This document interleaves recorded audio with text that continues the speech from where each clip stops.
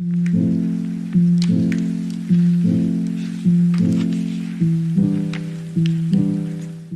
अज्ञानतिमिरन्धस्य ज्ञानाञ्जनशलाकया चक्षुरुन्मिलितं येन तस्मै श्रीगुरुवे नमः। श्रीचैतन्यमनोभीष्टं स्थापितं येन भूतले स्वयं रूपः कदा मह्यं ददाति स्वपदान्तिकं। वन्देऽहं श्रीगुरु श्रीयुतपदकमलं श्रीगुरून् वैष्णवांश्च श्रीरूपं साग्रजातं सहगण रघुनाथान्वितं तं सजीवम् साद्वैतं सावधूतं परिजन सहितं कृष्ण चैतन्य देव श्री राधा कृष्ण पादान सैगण ललिता श्री विशाखा नितांश। हे कृष्णा करुणा सिंधु दीन बंधु जगतपते गोपेश गोपिका कांत राधा कांता नमस्तुते तप्त कांचन गौरांगी राधे वृंदावनेश्वरी वृषभानुसुते देवी प्रणमामि हरिप्रिय वाञ्छाकल्पतरुभ्यश्च कृपा सिन्धुभ्य च पतितानां पावनेभ्यो वैष्णवेभ्यो नमो नमः। जय श्री कृष्ण चैतन्य प्रभु नित्यानंदा श्री अद्वैत गदाधर श्रीवासादि गौर भक्त वृंदा। हरे कृष्णा कृष्णा कृष्णा हरे हरे हरे राम राम राम हरे हरे। नमो विष्णुपदाय कृष्णपृष्ठाय भूतले श्रीमद् भक्ति वेदांत स्वामी निति नामिने नमस्ते सरस्वती देवे गौरवाणी प्रचारिणे निर्विशेष शून्यवादी पश्चात देश तारिणे। Saviour of the whole world जगत गुरु शील प्रभुपाद की जय। हरे कृष्णा। तो कल हम लोगों ने माँ नवदीप धाम का जो महात्म्य है उसका डिस्कशन करा था उस पर।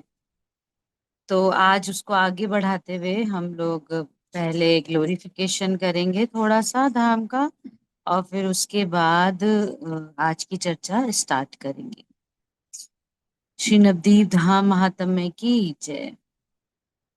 जय जय नवद्वीप चंद्र शची सुत जय जय नित्यानंद राय अवधूत जय जय श्री अद्वैत प्रभु महाशय गदाधर श्रीवास पंडित जय जय। जय नवद्वीप धाम सर्वधर्म सार जय नवद्वीप वासी गौर परिवार सकला भकत पदे करिया प्रणाम शंकर रूपे वनि बामी नवद्वीप धाम। जय जय श्री चैतन्य जय नित्यानंदा जय द्वैत चंद्र जय गौर भक्त वृंदा। शची के पुत्र नवद्वीप के चंद्रमा की जय हो। अवधूत नित्यानंद राय की जय हो। पूज्य श्री अद्वैत प्रभु की जय हो। गदाधर पंडित और श्रीवास पंडित की जय हो। नवद्वीप धाम की जय हो। सभी धामों में श्रेष्ठ नवद्वीप के निवासियों श्री गौर के सहयोगियों की जय हो। सभी भक्तों के चरणों में नमन करते हुए मैं नवद्वीप धाम का संक्षिप्त वर्णन करूंगा। श्रील भक्ति विनोद ठाकुर जी की जय। तो किसी भी धाम का वर्णन करना हमारे लिए संभव नहीं है क्योंकि हम भौतिक बुद्धि वाले हैं। हमारी आध्यात्मिक चेतना नहीं हुई है। पर यदि गुरु और आचार्य हमें कृपा करते हैं हम पर तो हम कुछ चर्चा कर पाते हैं। तो यदि हमें कुछ भी इस डिस्कशन से कुछ भी सेटिस्फेक्शन, कुछ भी नॉलेज, कुछ भी आनंद की अनुभूति हो रही है तो वो सिर्फ और सिर्फ हमारे आचार्य और वैष्णवों की कृपा से ही हो रही है। तो एक बार हम लोग सभी वैष्णव जनों को दोनों हाथ जोड़ के प्रणाम करेंगे। वाञ्छाकल्पतरुभ्यश्च कृपा सिन्धुभ्य च पतितानां पावनेभ्यो वैष्णवेभ्यो अनंत कोटि वैष्णव वृंद की जय। वैष्णव ठाकुर की जय। तो आज हम लोग चर्चा करेंगे कि कौन कौन से 9 द्वीप हैं जिनके जहाँ पर जो चैतन्य महाप्रभु हैं उन्होंने सब अपनी लीलाएं करी हैं। हर द्वीप में कुछ कुछ लीलाएं करी हैं और पूरे नवद्वीप में भगवान की लीलाएं या भगवान के पार्षदों की लीलाएं दृष्टिगोचर होती हैं। आज भी जब आप आज वहां पे दर्शन करने जाते हो उनके निवास स्थान या लीला स्थलियां आज भी सब प्रेजेंट हैं धाम में। ऑलमोस्ट सब हैं, है ना, वो मेंटेन करके रखा गई हैं। तो अभी आज हम सबसे पहले जानेंगे कि कौन कौन से नौ द्वीप हैं। और वो नवदा भक्ति के बारे में हम लोग आपसे कल चर्चा कर रहे थे कि प्रहलाद महाराज ने हिरण्यकशिपु को नवदा भक्ति का ज्ञान दिया था, है ना। क्या है वो नवदा भक्ति, कोई बच्चा बताना चाहेगा? जी, श्रवणम कीर्तनम विष्णु स्मरणम हम्म, पाद सेवनम दास अर्चनम वंदनम दास्यम साख्यम आत्मनिवेदनम। हरि बोल, थैंक यू पूजा माता जी। तो ये 9 प्रोसेस दिए गए हैं डिवोशनल प्रैक्टिस के, जो प्रहलाद महाराज को नारद मुनि जी से ज्ञान मिला था, और वो आगे अपने पिताजी को ये ज्ञान दे रहे हैं। ठीक है। तो कोई भी जो भक्त है वो इन सब की सब प्रोसेस को या इनमें से किसी भी एक प्रोसेस को अपनाकर उसमें एक्सेल कर सकता है, और जो सेल्फ रियलाइजेशन है उसको सक्सेसफुली अचीव कर सकता है ना। तो बताया जाता है कि जो नवद्वीप मंडल है, 9 द्वीप हैं, ये जो है ये कमल के पुष्प के समान है ना। जो कि क्या है, 8 पेटल्स हैं, जिसमें 8 पत्तियों वाला फूल है, और हर हर पत्ती में जो है वो एक एक द्वीप है।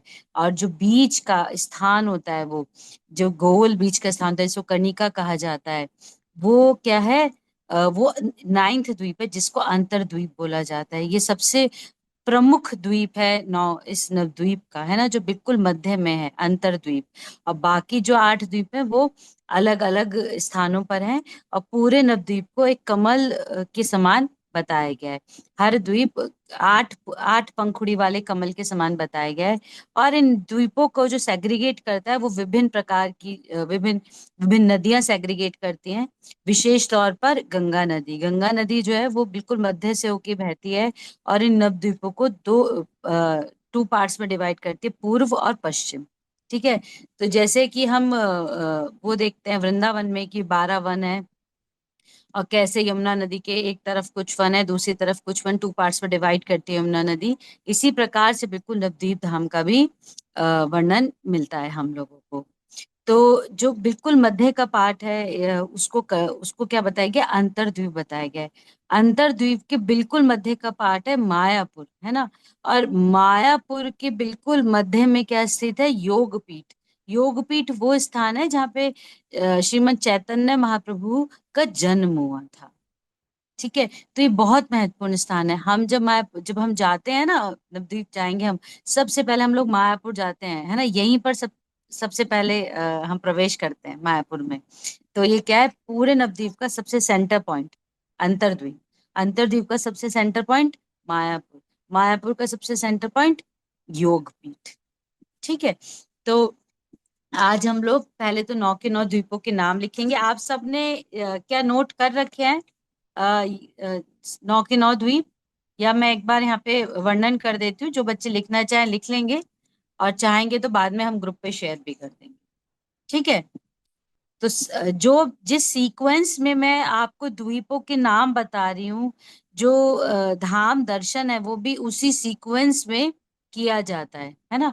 तो सबसे पहले अंतर्द्वीप आता है, उसके बाद सीमंत द्वीप आता है, फिर गौदुम्र द्वीप आता है, फिर मध्य द्वीप आता है, फिर कोल द्वीप आता है, फिर ऋतु द्वीप, देन जहानु द्वीप, देन मौदु मौद मौद द्वीप, एंड देन रुद्र द्वीप। ऐसे 9 द्वीप हैं। ये आप लोग को मिल भी जाएंगे, आप गूगल करोगे तो इंटरनेट पे अवेलेबल है, नहीं तो हम भी आपसे शेयर कर देंगे। अब ये नवदा भक्ति को कैसे कैसे रिप्रेजेंट करते हैं, ये आप चाहे तो नोट कर सकते हो, सुन लीजिए, बाद में नोट कर लीजिए। अंतरदीप रिप्रेजेंट करता है आत्मनिवेदन। ठीक है। और सीमंत द्वीप रिप्रेजेंट करता है श्रवणम को। गोदुम्र द्वीप कीर्तनम को। और मध्य द्वीप स्मरणम को। कोल द्वीप पाद सेवनम। ऋतु द्वीप अर्चनम। जहानु द्वीप वंदनम। मौदुम्र द्वीप दास्यम। और रुद्र द्वीप साख्यम। इस प्रकार से नवदा भक्ति का एक एक जो अंग है, वो इन 9 दीपों के द्वारा भी रिप्रेजेंट किया जाता है। ठीक है। आज की चर्चा स्टार्ट करने से पहले हम एक बहुत महत्वपूर्ण डिस्कशन करेंगे।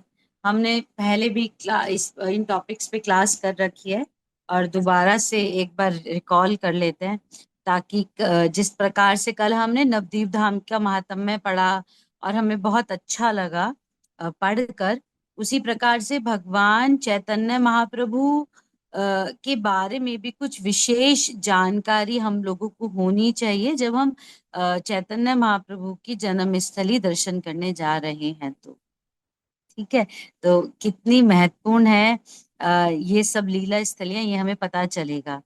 तो जैसे कि आप सब जानते हो कि ब्रह्मा जी का भी जो जीवन है, वो जीवन का काल है, वो निश्चित है ना। एक टाइम तक ब्रह्मा जी जीवित रहते हैं, उसके बाद उनकी भी ब्रह्मा एक पोस्ट है, फिर उस पोस्ट पे कोई और आ जाता है ना। तो ऐसा हमारे भगवत गीता में भी वर्णन है, और अन्य शास्त्रों में भी, भागवतम में भी वर्णन आता है, जिसमें कि बताया जाता है कि ब्रह्मा जी की आयु है 100 वर्ष की। ठीक है, 100 वर्ष की आयु है ब्रह्मा जी की, और ब्रह्मा जी के जीवन काल, जो ब्रह्मा जी का जीवन है, वो 100 वर्षों का होता है। और उसके एक दिन में, ब्रह्मा जी के एक दिन में 1000 चतुर्युग आते हैं। 1000 चतुर्युग। चतुर्युग यानी सतयुग, द्वापर युग, त्रेता युग और कलयुग, ऐसे एक के बाद एक एक युग चक्र होता है। ऐसे करते करते 1000 युग चक्र ब्रह्मा जी के एक दिन में आते हैं। ठीक है, और इसको एक प्रकार से और समझते हैं, ब्रह्मा जी के एक दिन में 14 मनु आते हैं। 14 मनु ब्रह्मा जी के एक दिन में आते हैं, यानी कि हर 71 चतुर्युग की साइकिल के बाद एक मनु चेंज होता है। तो क्या जीवन काल हो गया एक मनु का? 71 चतुर्युग। सतयुग, द्वापर युग, त्रेता युग और कलयुग, ऐसे करके जो हमारा एक युग चक्र होता है, ऐसे 71 युग चक्र जब हो जाते हैं, तब एक मनु का लाइफ स्पैन खत्म हो जाता है। फिर दूसरे मनु आते हैं, फिर 71 चतुर्युग होते हैं, फिर दूसरे अलग मनु आ जाते हैं। ठीक है, इस प्रकार से ब्रह्मा जी के एक दिन में टोटल 14 मनु आते हैं। ठीक है, 71 चतुर्युगों को हम लोग मनवंतर बोलते हैं, एक मनवंतर। ठीक है, 71 चतुर्युगों की जो साइकिल होती है, उसको हम लोग एक मनवंतर बोलते हैं। तो ऐसा बताया जाता है कि ब्रह्मा जी का जो एक दिन होता है, उसमें जो 7वें मनु आते हैं, 14 मनुज आते हैं ना, हर 71 चतुर्युग के बाद एक मनु आते हैं।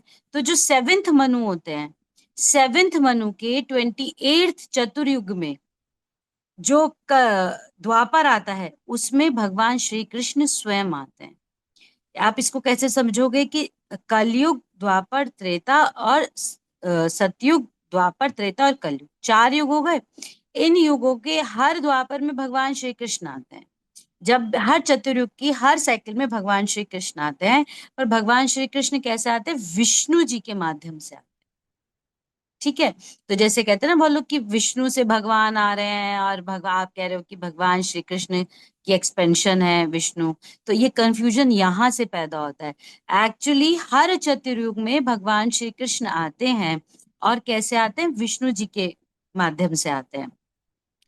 केवल 7वें मनवंतर में जो 28वां चतुर्युग आता है, उसके द्वापर में भगवान श्री कृष्ण स्वयं आते हैं। यानी कि ब्रह्मा जी के एक दिन में एक बार भगवान श्री कृष्ण स्वयं आते हैं यहाँ पर लीला करने के लिए। ठीक है, और जिस चतुर्युग में भगवान श्री कृष्ण लीला करने के लिए यहाँ पे स्वयं आते हैं, उनके अवतार नहीं आते, वो स्वयं स्वयं आते हैं, उसी चतुर्युग के कलयुग में चैतन्य महाप्रभु आते। चैतन्य महाप्रभु हर चतुर्युग में नहीं आते।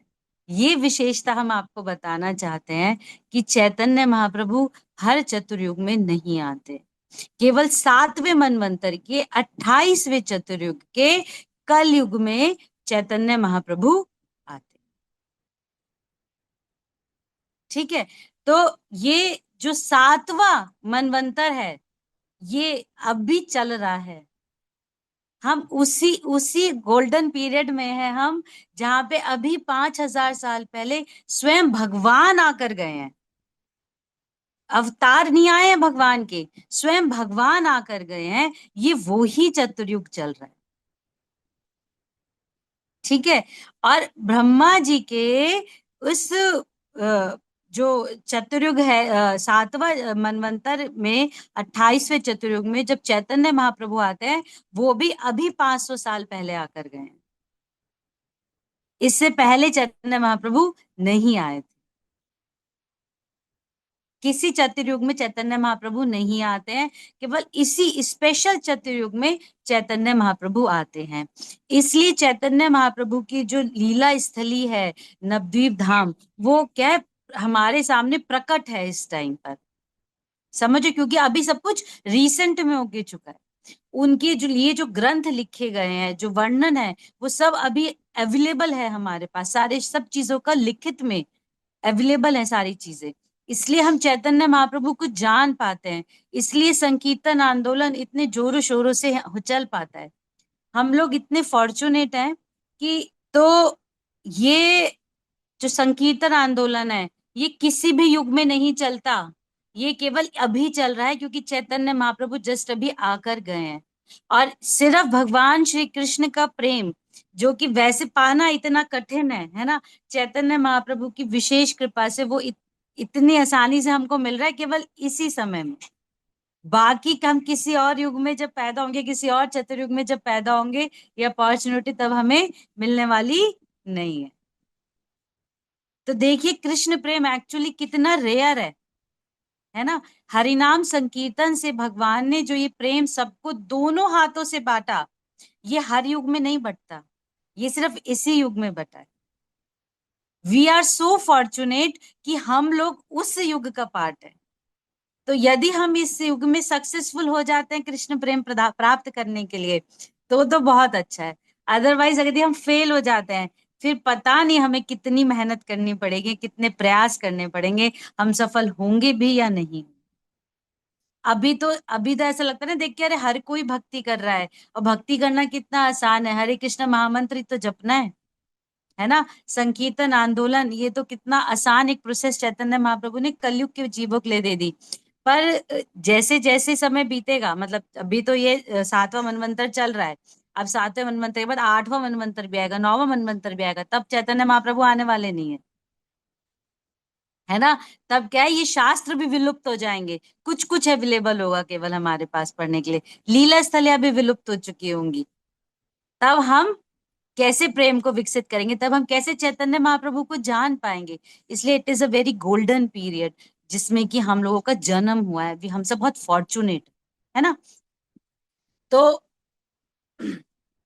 ये महिमा है चैतन्य महाप्रभु की, है ना। It is the love of Krishna is rarest of the rarest, है ना। बिल्कुल कह देते हैं कि जिसको, कि इतना दुर्लभ है ये प्राप्त करना, पर क्योंकि अभी ये रिसेंट की बात है, जब चैतन्य महाप्रभु आए, तो हम लोगों के लिए इतना सुलभ है। ये दुर्लभ चीज क्या हो गई, सुलभ बन गई अचानक से। तो यदि हम इस अवसर का भी लाभ नहीं उठा पाए, तो हम बहुत अनफॉर्चुनेट होंगे, क्योंकि आगे पता नहीं कितने कठिन परिश्रम करने पड़ेंगे, और वो हम कर पाएंगे या नहीं कर पाएंगे। ठीक है। तो अभी मैं जल्दी से आप लोगों को अंतरद्वीप जो है, मैंने आपको बताया नवद्वीप का मध्य पार्ट है, सेंटर पॉइंट क्या है, अंतरद्वीप। अंतरद्वीप का सेंटर पॉइंट है मायापुर, और मायापुर का सेंटर पॉइंट है योगपीठ। ठीक है। अब मैं आपको ये बताऊंगी कि अंतरद्वीप का नाम अंतरद्वीप क्यों पड़ा, और फिर उसके बाद मुझे क्लास एंड करनी पड़ेगी, क्योंकि मैं जिनका वेट कर रही थी वो आ गए हैं, तो मुझे डिस्कनेक्ट करना पड़ेगा क्लास। तो अंतरद्वीप के लिए बताया जाता है कि जो ब्रह्मा जी की ब्रह्म विमोहन लीला हुई थी, हम सब लोग जानते हैं, भागवतम में उसका वर्णन आता है। जब ब्रह्मा जी को भगवान ने को देखा उन्होंने खेलते हुए ग्वालों के साथ, तो उनको विश्वास नहीं हुआ, तो उन्होंने क्या किया, सारे ग्वालों को चोरी कर लिया था। फिर भगवान ने एक्सपेंड करके सबको, वैसे ही जैसे वो थे दिखने में, सबको एक्सपेंड करके घर ले गए थे। और 1 साल तक ये चला था कार्य। 1 साल बाद ब्रह्मा जी को रियलाइज हुआ कि ये तो भगवान है, और मुझसे कितनी बड़ी गलती हो गई, है ना। तब वो सब ग्वाल बालों को वापस लेकर आ गए, और उन्होंने भगवान से क्षमा मांगी। भगवान ने उनको क्षमा तो कर दिया ब्रह्मा जी को, पर ब्रह्मा जी को बहुत ना गिल्ट फीलिंग हो रहा था कि मैंने कितनी बड़ी गलती कर दी, मैं कितना अहंकारी हूँ कि भगवान को मेरी रिक्वेस्ट पे ही तो भगवान आए। भगवान जब कलयुग में प्रकट हुए थे, जब तो रिक्वेस्ट किसने की थी? ब्रह्मा जी ने की थी। सब देवी देवताओं के साथ ब्रह्मा जी गए थे जब द्वापर में भगवान आए थे। तो ब्रह्मा जी को लगा कि मेरी रिक्वेस्ट पे ही तो भगवान अवतरित हुए, और अब भी उनको देख के मेरे मन में डाउट आ रहा है, कितना पतित हूं मैं। भगवान ने भले ही मुझे क्षमा कर दिया हो, पर एक्चुअली मैं उस क्षमा के लायक हूं नहीं, है ना। तो भगवान को प्रसन्न करने के लिए उन्होंने क्या किया, वो नवद्वीप में चले गए, मतलब अंतरद्वीप में आ गए, और अंतरद्वीप में आके उन्होंने वहां पे तपस्या करी। तो एक निश्चित अवधि तक जब उन्होंने तपस्या करी, तो भगवान उनकी तपस्या से प्रसन्न हो गए, और फिर चैतन्य महाप्रभु ने उनको दर्शन दिए प्रसन्न होकर। तो चैतन्य महाप्रभु की कांति, उनकी आभा, उनका सौंदर्य देख के ब्रह्मा जी को बहुत प्रेम जो है वो उनके अंदर से क्या होने लगा, पैदा होने लगा। तो उनको उन्होंने प्रार्थना करी भगवान से कि मुझे जो मेरे से गलतियां हुई उसकी मैं क्षमा के लायक नहीं हूँ।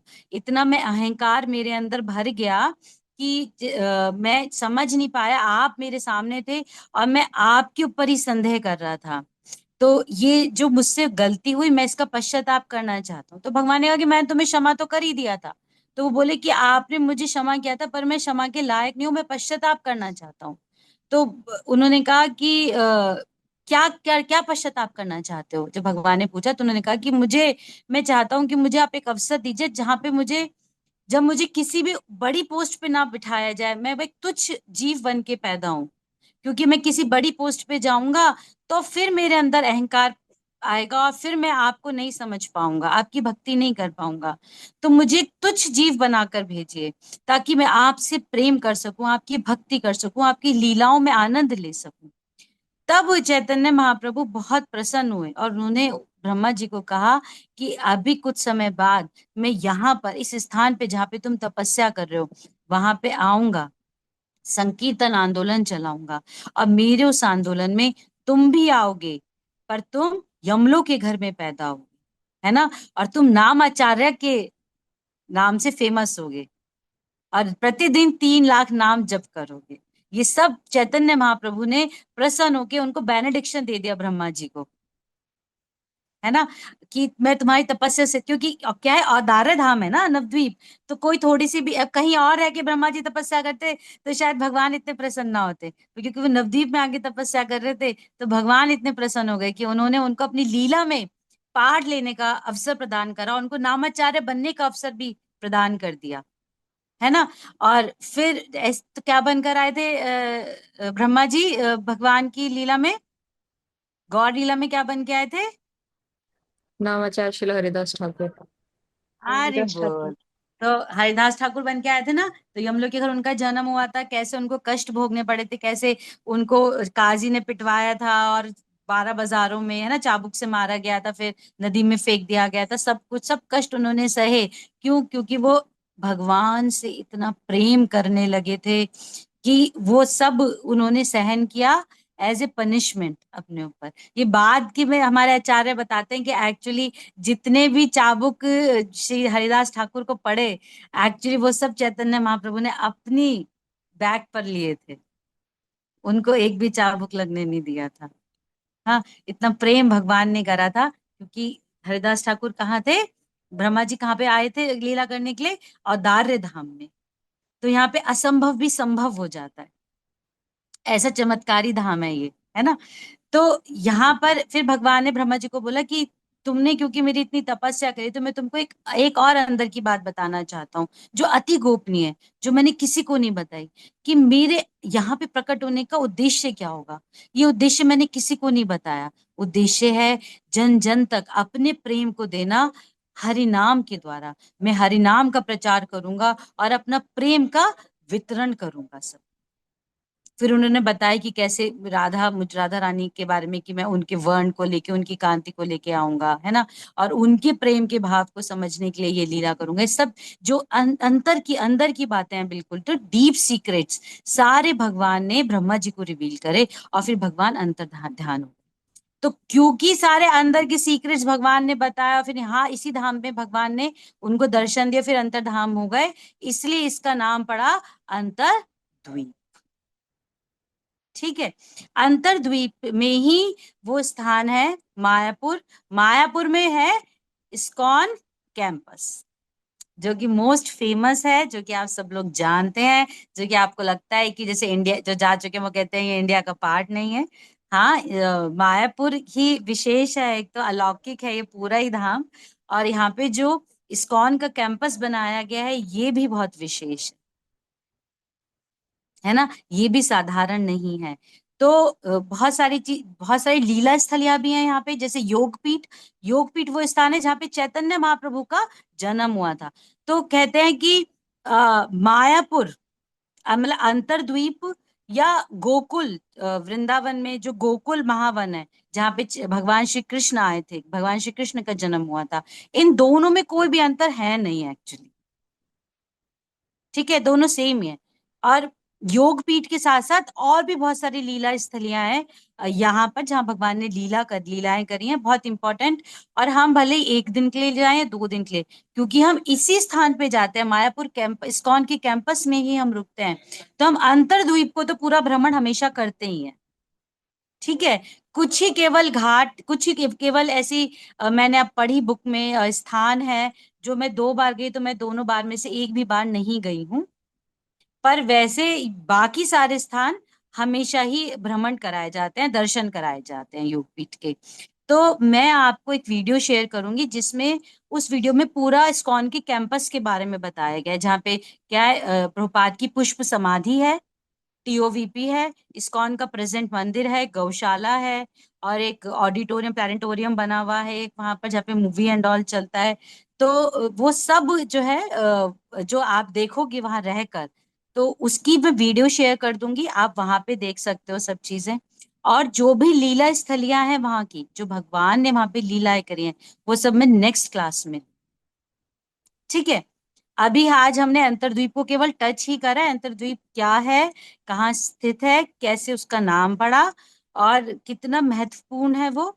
अभी वहां पे जो जो भी लीला लीला स्थली है, जो भी दर्शन के स्थान है, उनका वर्णन हम नेक्स्ट क्लास में करेंगे।